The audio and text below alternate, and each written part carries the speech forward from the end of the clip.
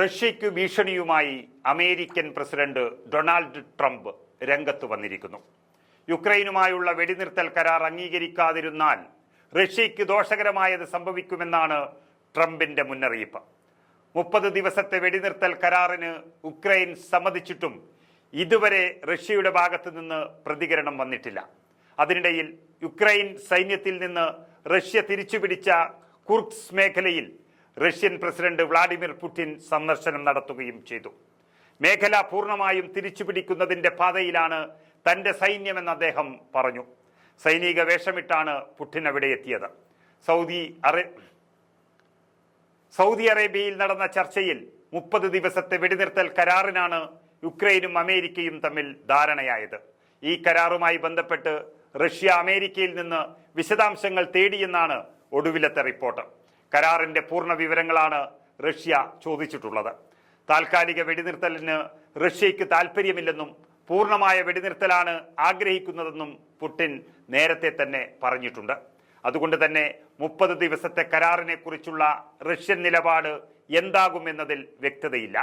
ഇതിനിടയിലാണ് ട്രംപിന്റെ ഭീഷണി എന്നത് വളരെ ശ്രദ്ധേയമാണ്.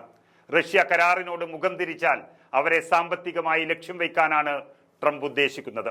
ഇക്കാര്യം സൗദി അറേബ്യയിൽ നടന്ന ചർച്ചയിൽ യുക്രൈൻ പ്രസിഡന്റ് അമേരിക്കൻ പ്രതിനിധിയോട് ആവശ്യപ്പെട്ടിരുന്നു. വെടിനിർത്തലിൽ തനിക്ക് ചില പോസിറ്റീവ് സന്ദേശങ്ങൾ കിട്ടിയെന്നാണ് ട്രംപ് പറഞ്ഞത്.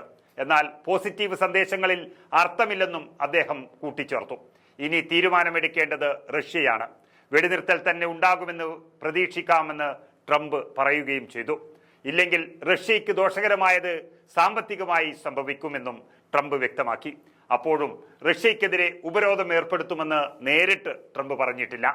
ഇതൊന്നും ചെയ്യാൻ തനിക്ക് താല്പര്യമില്ലെന്നും സമാധാനമാണ് ആഗ്രഹിക്കുന്നതെന്നും ട്രംപ് പറഞ്ഞു വയ്ക്കുന്നുമുണ്ട്. ഈ ആഴ്ചയുടെ അവസാനം അമേരിക്കൻ പ്രതിനിധികൾ പുടിനുമായി കൂടിക്കാഴ്ച നടത്തുമെന്നും റിപ്പോർട്ടുകളുണ്ട്. ട്രംപിന്റെ മിഡിൽ ഈസ്റ്റ് ദൂതൻ സ്റ്റീവ് വിറ്റ്കോഫ് ഈ ആഴ്ച അവസാനം മോസ്കോയിൽ ഉണ്ടാകുമെന്ന് വൈറ്റ് ഹൗസ് വൃത്തങ്ങൾ അറിയിച്ചിരിക്കുന്നു. അതായത് ചർച്ചകളിലൂടെ പുടിനെ വെടിനിർത്തലിലേക്ക് എത്തിക്കാനാണ് വൈറ്റ് ഹൗസ് ആഗ്രഹിക്കുന്നത്. ഉടൻ തന്നെ വെടിനിർത്തൽ പ്രഖ്യാപനം ഇരു രാജ്യങ്ങളും നടത്തണമെന്നാണ് യൂറോപ്യൻ യൂണിയൻ ആവശ്യപ്പെട്ടത്. റഷ്യൻ ഭീഷണിയിൽ നിന്ന് ഉക്രൈനെ സംരക്ഷിച്ചു നിർത്താൻ ഒരു സംയുക്ത സേന രൂപീകരിക്കുന്ന കാര്യത്തിലും യൂറോപ്യൻ ശക്തികൾക്കിടയിൽ ചർച്ച നടക്കുകയാണ്. UK, Germany, Italy, Poland, France എന്നീ രാജ്യങ്ങളിലെ പ്രതിരോധ മന്ത്രിമാർ പാരീസിൽ അതിനായി ചർച്ച നടത്തിക്കഴിഞ്ഞു. സൈനയ്ക്ക് അമേരിക്കയുടെ ശക്തമായ പിന്തുണയും അവർ പ്രതീക്ഷിക്കുന്നു. ഇങ്ങനെ ഒരു വശത്ത് വെടിനിർത്തൽ കരാറും മറുഭാഗത്ത് സംയുക്ത സേന ആലോചനകളും നടക്കുന്നതിന് ഇടയിലാണ് കഴിഞ്ഞ വർഷം യുക്രൈൻ അപ്രതീക്ഷിതമായി കൈയടക്കിയ കുർസ്ക് മേഖലയിൽ പുടിൻ എത്തിയത്. റഷ്യ മുന്നോട്ട് എന്നുള്ള സൂചനയാണ് സൈനിക വേഷത്തിലെത്തിയ പുടിൻ നൽകുന്നതും. ഇതിന് പിന്നാലെയാണ് ട്രംപിന്റെ പരോക്ഷമെങ്കിലും കൃത്യമായ സൂചനകളുള്ള ഭീഷണി പുറത്തു വന്നത്. കഴിഞ്ഞ ദിവസം യുക്രൈൻ റഷ്യയിൽ കനത്ത ഡ്രോൺ ആക്രമണം നടത്തുകയും ചെയ്തിരുന്നു. പക്ഷേ അതിനെ കൃത്യമായി പ്രതിരോധിക്കാൻ റഷ്യയ്ക്ക് കഴിഞ്ഞു. കഴിഞ്ഞ ആഴ്ചകളിൽ കരയുദ്ധത്തിൽ റഷ്യ ശക്തമായ നിലയിലുമാണ്.